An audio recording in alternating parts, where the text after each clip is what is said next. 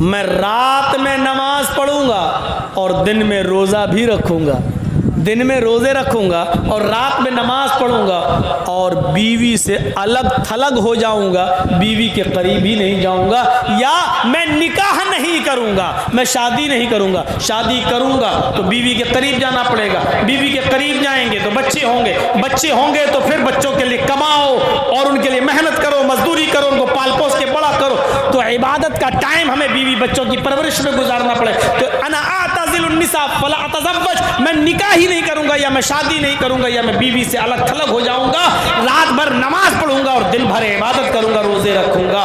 یہ تیسرے نے اپنا طریقہ بتایا۔ ایک نے کہا ہم آج کے بعد رات بھر نماز پڑھیں گے اور کبھی سوئیں گے نہیں، ہر رات جاگیں گے اور پوری رات ہم اللہ کی عبادت میں لگے رہیں گے، ہم اللہ کی عبادت کریں گے، عشاء کی نماز کے بعد ہم مصلی پہ کھڑے ہو جائیں گے، نفل پہ نفل پڑھتے چلے جائیں گے، آج کے بعد ہم کبھی سوئیں گے نہیں، رات بھر ہم نمازوں میں گزار دیں گے۔ تین صحابیوں میں سے ایک صحابی نے یہ کہا کہ میں رات بھر نماز پڑھوں گا اور کبھی سویا نہیں کروں گا رات میں۔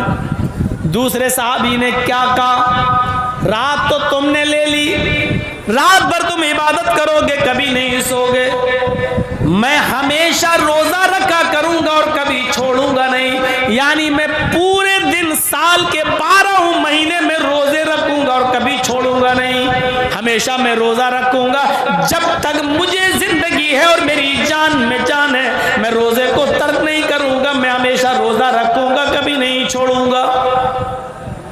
اب تیسرا بچا، تیسرے نے کہا تم رات بھر نماز پڑھو گے، تم دن بھر روزہ رکھو گے، تو اب میں کیا کروں، دن تو تم نے لے لی، رات تم نے لے لی،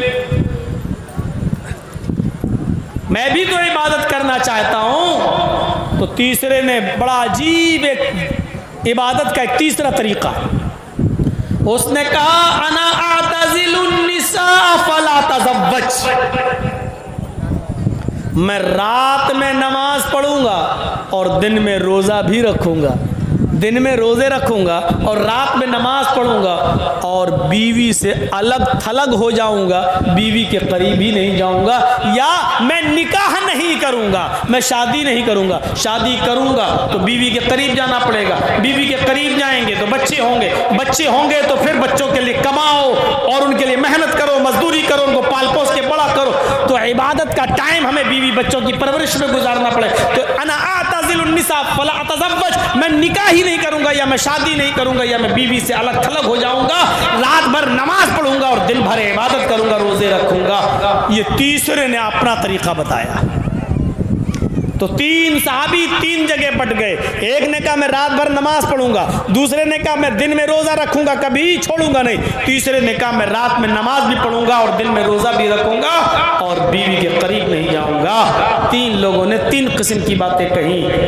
رات بھر میچ کھیلنے والوں، جناب محمد الرسول اللہ کو جب اس بات کا علم ہوتا ہے کہ تین صحابہ ایسا ایسا بولے، تو آپ ان تینوں کے پاس گئے، آپ ان تینوں کے پاس تشریف لے گئے، اور جب ان تینوں کے پاس گئے تو آپ نے ان سے پوچھا انتم الذی قلتم کذا و کذا، یہ ہے بخاری شریف کتاب النکاح کے الفاظ، یہ ہے بخاری کی حدیث کتاب النکاح کے الفاظ، سمعت انتم الذی قلتم کذا و کذا، میں نے سنا ہے، کیا تم ہی وہ لوگ ہو جو ایسا ایسا کہہ رہے تھے، کیا تم ہی وہ لوگ ہو جو یہ کہہ رہے تھے کہ میں رات بھر نماز پڑھوں گا، کیا تم ہی میں سے وہ شخص موجود ہے جو کہہ رہا تھا میں دن بھر روزہ رکھوں گا، کیا تم ہی میں سے کوئی شخص ایسا ہے جو یہ کہہ رہا تھا کہ میں بیوی اور بچوں کے قریب نہیں جاؤں گا، رات میں نماز بھی پڑھوں گا اور دن میں روزہ بھی رکھوں گا؟ قالوا بلا، ہاں کیوں نہیں، ہم نے کہا۔ اے اللہ کے نبی صاف دل کے تھے، جھوٹ نہیں بولا کرتے تھے، صاف طور پر کہہ دیا کہ ہم ہی نے ایسا ایسا کہا ہے۔ اللہ کے رسول نے ان تینوں سے کیا کہا؟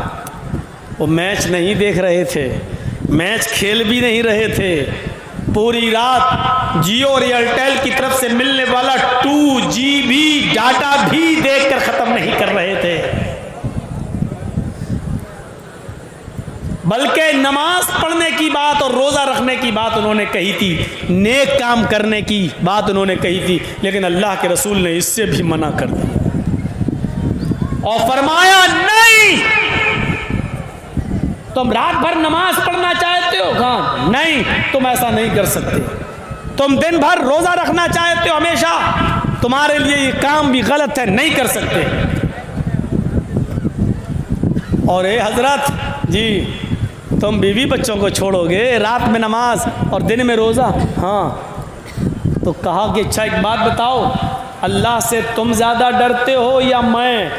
صحابہ بولے اللہ کے نبی ہم کہاں، آپ سے زیادہ کون اللہ سے ڈرنے والا ہوگا، آپ زیادہ ڈرتے ہیں۔ اللہ کا خوف تمہیں زیادہ ہے یا مجھے؟ نہیں، آپ کو زیادہ ہے۔ تقویٰ تمہارے اندر زیادہ ہے یا میرے اندر؟ نہیں، آپ ہی کے اندر ہے۔ تو کہا جب میں تم میں سب سے زیادہ اللہ کا خوف کھانے والا، اللہ سے ڈرنے والا اور اللہ کا تقویٰ اپنے دل میں پیدا کرنے والا ہوں، تو میرا تو یہ حال ہے کہ میں رات کے آخری حصے میں اٹھتا ہوں، 2 حصے میں سوتا ہوں۔ عشاء کی نماز کے بعد فجر تک ہم رات کے 3 حصے کر لیتے ہیں، 2 حصہ میں سوتا ہوں اور آخری حصے میں اٹھتا ہوں، میں نماز بھی پڑھتا ہوں، اور کبھی کبھی میں ایک ایک کر کے ساری بیویوں کے پاس بھی جاتا ہوں، میں بیویوں سے ملتا بھی ہوں، ان کے حقوق بھی ادا کرتا ہوں، میں رات میں سوتا ہوں، آنکھ کاٹ بھی ادا کرتا ہوں، 2/3 رات گزر جانے کے بعد آخری حصے میں رات کے اٹھتا ہوں تو میں اللہ کی عبادت بھی کرتا ہوں، میں رات میں اٹھتا ہوں، اپنی بیویوں کے پاس بھی جاتا ہوں، ان کے حقوق بھی ادا کرتا ہوں، میں مہینے میں کچھ دن نفلی روزے بھی رکھتا ہوں اور چھوڑتا بھی ہوں، میرے پاس بیوی ہے، میں بیوی کے پاس بھی جاتا ہوں، میں دن میں روزہ رکھتا بھی ہوں اور چھوڑتا بھی ہوں، میں رات میں سوتا بھی ہوں، اور 2/3 رات گزر جانے کے بعد رات میں اٹھ کر میں اللہ کی عبادت بھی کرتا ہوں۔ یہی میرا طریقہ ہے، یعنی تمہیں بھی ایسا ہی کرنا ہے، پوری رات نماز میں گزار رہے ہو، غلط ہے، ہمیشہ روزہ رکھو گے کبھی نہیں چھوڑو گے، یہ بھی غلط ہے،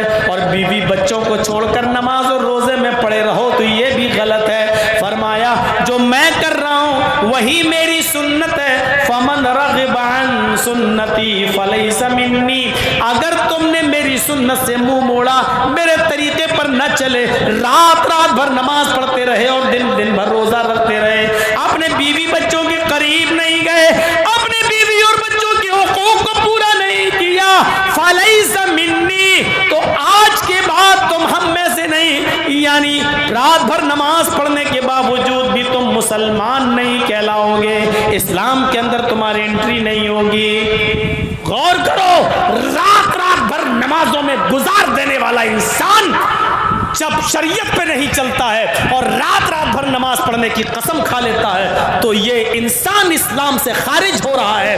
رات بھر میچ دیکھنے والے، رات بھر کیرم بورڈ کھیلنے والوں، تمہیں پوری رات کیرم بورڈ اور میچ کھیلنے میں گزارنے کی پرمیشن کہاں سے مل گئی؟ ہمارے نبی نے پوری رات نماز پڑھنے کی اجازت نہیں دی ہے، ہمارے نبی نے ہمیشہ ہر دن روزہ رکھنے کی اجازت نہیں دی ہے، کیرم بورڈ کھیل کر اپنا پورا دن برباد کرنے کی اور پورا میچ کھیل کر اپنی پوری رات برباد کرنے کی اجازت تمہیں کون سی شریعت میں مل گئی؟ ذرا اپنے نفس سے پوچھو، اپنے دل سے پوچھو۔ حساب و کتاب کا دن تو ایک متعین ہے، یوم الحساب، وہ تو ہونا ہی ہونا ہے۔ کبھی اپنے نفس، اپنے ضمیر، اپنے گریبانوں کا بٹن کھول کر، اپنے گریبانوں میں جھانک کر اپنے دل سے اپنا حساب لو، اپنا بھی محاسبہ کرو، احتساب نفس کرو کہ تمہیں کس نے اجازت دے دی پوری رات موبائل میں لگے رہنا، اور پوری رات جب تک یہ 2GB 4GB 5 ہم آپ استعمال نہیں کر لیں گے ہم سوئیں گے نہیں، اور ہر رات اس کو معمول بنا لینا، یہ اجازت کس نے دی؟ شریعت۔ یہ نبی اکرم کی رحمت ہے۔ اگر آپ کہتے کہ نہیں تم بہت اچھا کر رہے ہو، رات بھر نماز پڑھو گے ٹھیک ہے، تم ہمیشہ روزہ رکھو گے بڑا اچھا کام ہے، آپ کی رحمت کو یہ گوارا نہیں ہوا ایک آدمی جب رات بھر نماز ہی پڑھتا رہے گا تو دن میں پھر وہ محنت نہیں کر پائے گا، مزدوری نہیں کر پائے گا، رزق حلال نہیں کما پائے گا، پھر وہ اپنے بیوی اور بچوں کو کیا کھلائے گا؟ اس لیے فرمایا کہ رات کا کچھ حصہ سویا بھی کرو اور آخری حصے میں اٹھ کر اللہ کی عبادت بھی کر لیا کرو۔ آپ نے ہمیشہ دن میں روزہ رکھنے کو منع کر دیا۔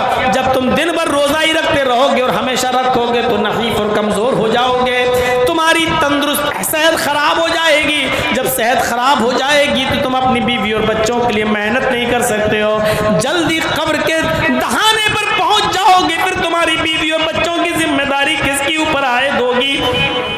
رحمت للعالمین کی رحمت جوش میں آتی ہے اور آپ نے دن بھر روزہ رکھنے سے منع کر دیا ہے، آپ نے پوری رات عبادت کرنے سے منع کر دیا ہے۔ آپ نے فرمایا کہ رات کا کچھ حصہ سویا بھی کرو اور 2/3 گزر جانے کے بعد آپ اٹھ کر اللہ کی عبادت میں لگ جایا کرو۔ پھر آپ نے فرمایا کہ مہینے میں 3 روزے رکھ لیا کرو نفلی، اللہ کے یہاں ایک نیکی 10 نیکی کے برابر ہوتی ہے۔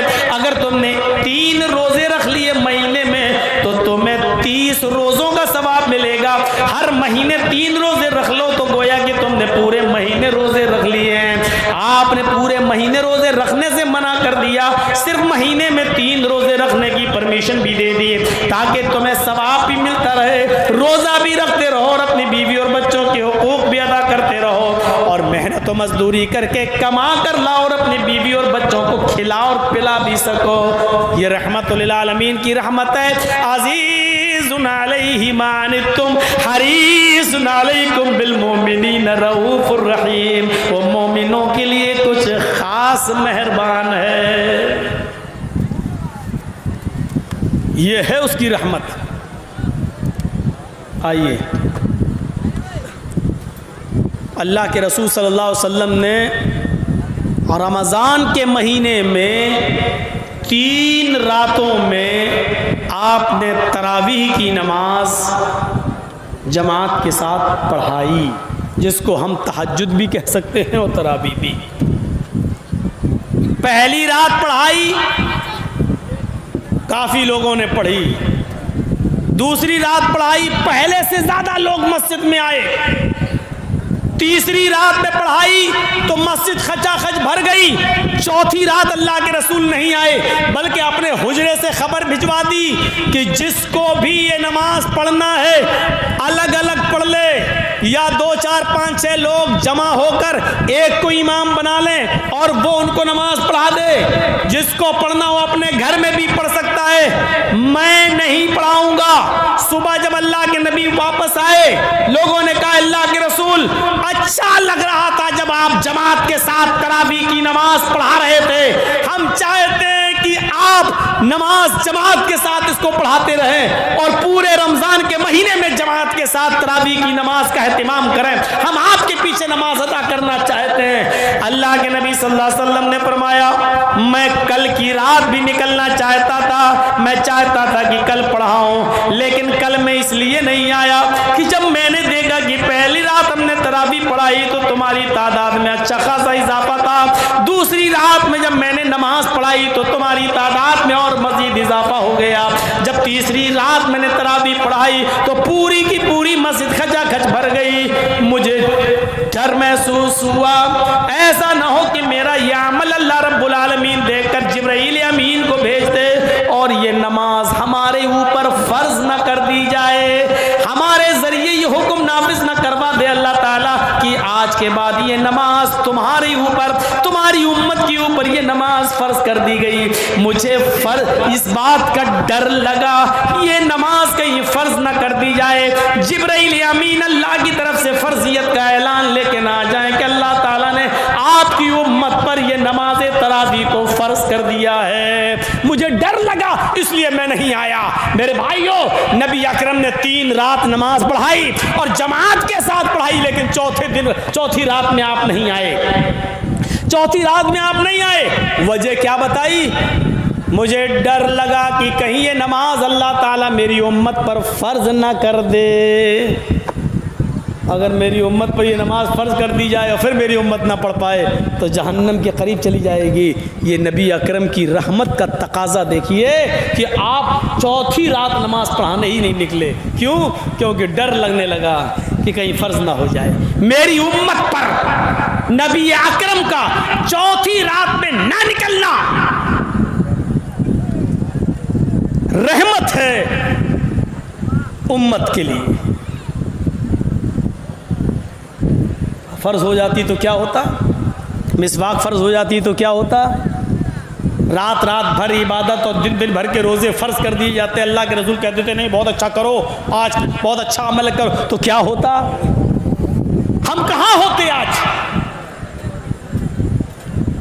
ये सूरत हाल देखिए, अपने ज़मीर से पूछिए, अपने दिल से पूछिए, कुरान ने कितनी सही फजीलत बयान की मोहम्मदुर रसूलुल्लाह की। हरीसुन अलैकुम बिल मुमिनीन रऊफुर रहीम, वो मोमिनों के, मुसलमानों के फ़ायदे के बड़े मुतमन्नी रहते हैं और मोमिनों के साथ उनकी रहमत कुछ ख़ास है। कितनी ख़ास रहमत है। आइए एक और चीज़ बताएं, और बहुत प्यारी चीज़, और सुनिए। अल्लाह के नबी फरमाते हैं